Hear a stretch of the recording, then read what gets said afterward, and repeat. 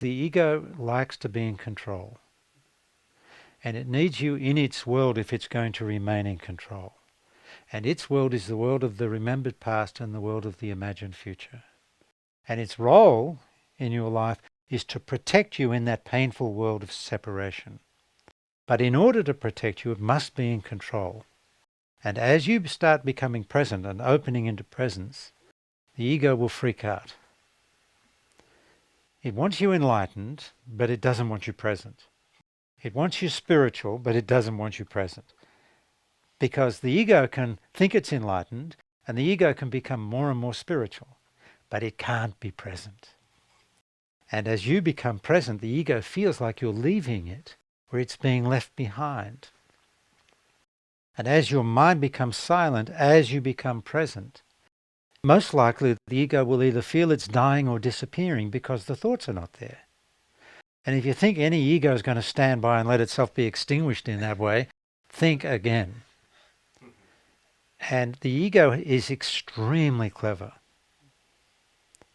It's very clever at keeping you locked up in the past or the future. It's really easy for the ego to accomplish that. And then it can continue its role as your protector.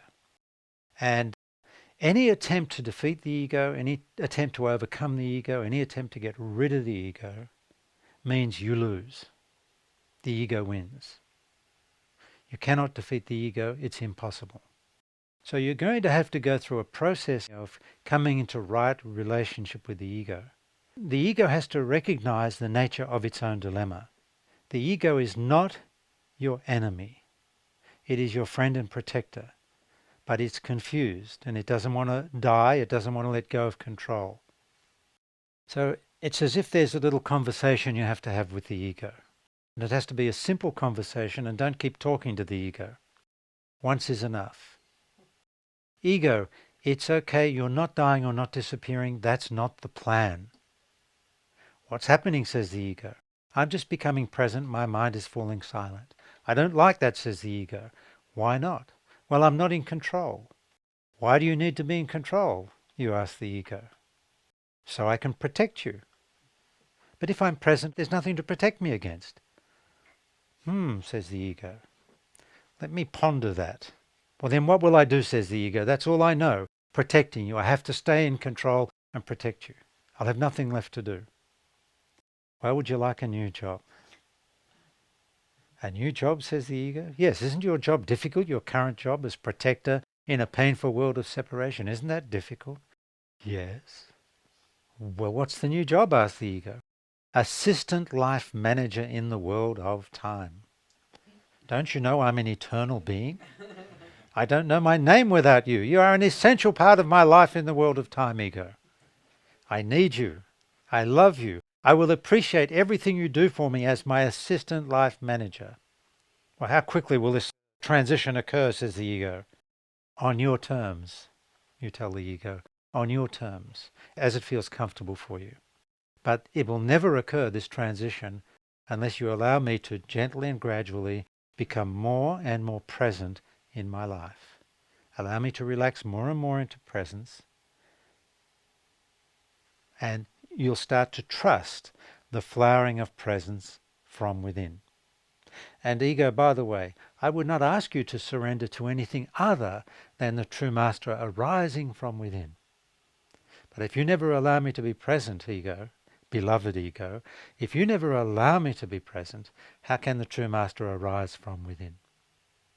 So, little by little, as you feel more and more comfortable, you release me more and more into presence, and I shall be eternally grateful. So you have to come into right relationship with the ego, and that's only possible as you become more and more present.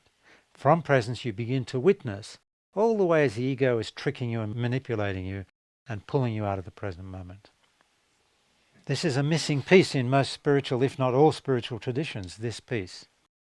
Many spiritual traditions will teach or say that with enlightenment, with awakening, the ego is gotten rid of, or annihilated, or killed off, or it disappears for good. That is such an unhelpful teaching. Because I can assure you, when you're reading that in some spiritual book, or listening to some spiritual teacher tell you that, I can assure you the ego is listening in with you or reading along with you. And it says, really? We'll see about that. I don't think so, says the ego. And the truth is, no one has ever defeated the ego in the history of humanity. Not Buddha, not Jesus, not Ramana Maharshi. No one. For the simple reason, the very effort to defeat the ego is the ego trying to defeat itself. Presence simply accepts and allows and reveals into consciousness with love, acceptance and compassion. And that's the energy you bring to your ego.